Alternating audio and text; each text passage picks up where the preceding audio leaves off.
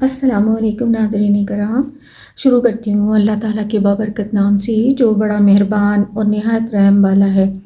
حضرت انس بن مالک رضی اللہ تعالیٰ عنہ سے روایت ہے، انہوں نے فرمایا رسول اللہ صلی اللہ علیہ وسلم جس کے حق میں بھی دعا کرتے تھے اس کا اثر 3 پشتوں تک رہتا تھا۔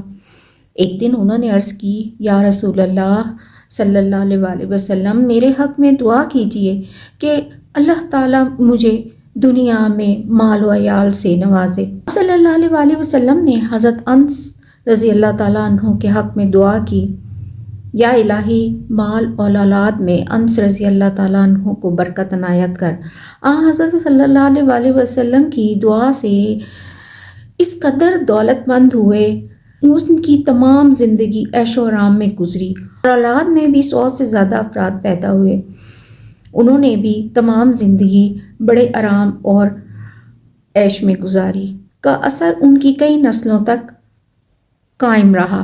مورخوں کے مطابق آج بھی کئی متمول لوگ ان کی اولاد سے تعلق رکھتے ہیں۔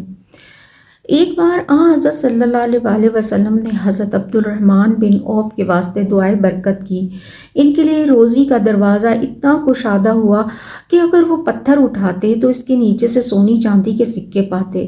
پہلے وہ فقیر تھے، حضرت صلی اللہ علیہ وسلم کی دعا سے ایسے امیر ہوئے کہ انتقال کے بعد 50,000 دینار محتاجوں کو دیے گئے اور 4 لاکھ دینار بیویوں کے حصے میں آئے۔ زندگی میں لاکھوں دینار خیرات بھی کیے۔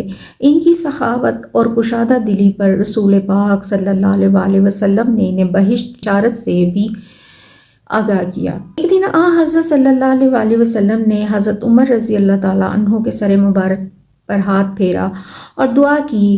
حضرت عمر رضی اللہ تعالیٰ عنہ نے درازی عمر کے ساتھ بہترین صحت پائی، 80 سال کی عمر میں بھی جوان دکھائی دیتے تھے۔ ان کے چہرے کا جلال اور دبدبہ آخری وقت تک قائم رہا۔ ایک شخص کا چہرہ بہت سخت اور کھردرا تھا، چہرے کی سختی کی وجہ سے ازدواجی زندگی بھی بہت متاثر تھی۔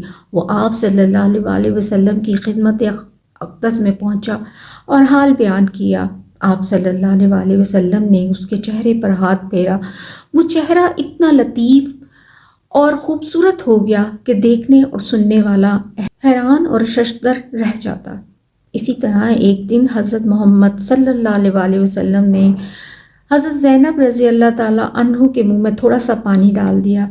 تب سے وہ بی بی مطہرہ حسینہ اور خوبصورت ہو گئیں اور ان کے حسن و جمال میں ان کا کوئی ثانی نہ رہا۔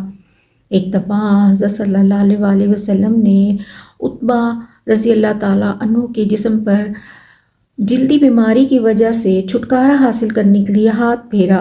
ان کے جسم سے ایسی خوشبو آتی تھی کہ مشک بھی اس پر غالب نہ آ سکتا تھا۔ عورتیں بہت خوشبو لگاتی تھیں، لیکن رسول پاک صلی اللہ علیہ وسلم کے ہاتھ سے مس ہونے والے جسم کی خوشبو سب پر غالب رہتی۔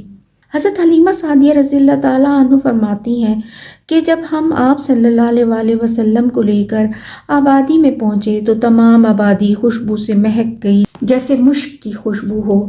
آپ صلی اللہ علیہ وسلم سے محبت اور عقیدت آدمی کے دل میں پیدا ہو گئی۔ جب کسی آدمی کو کوئی تکلیف ہوتی اور وہ اس جگہ پر حضور پاک صلی اللہ علیہ وسلم کا دست مبارک رکھواتا تو وہ اللہ کی رحمت سے شفا یاب ہو جاتا، یہاں تک کہ لوگ جانوں کا علاج بھی آپ کے دست مبارک کی برکت سے کرتے۔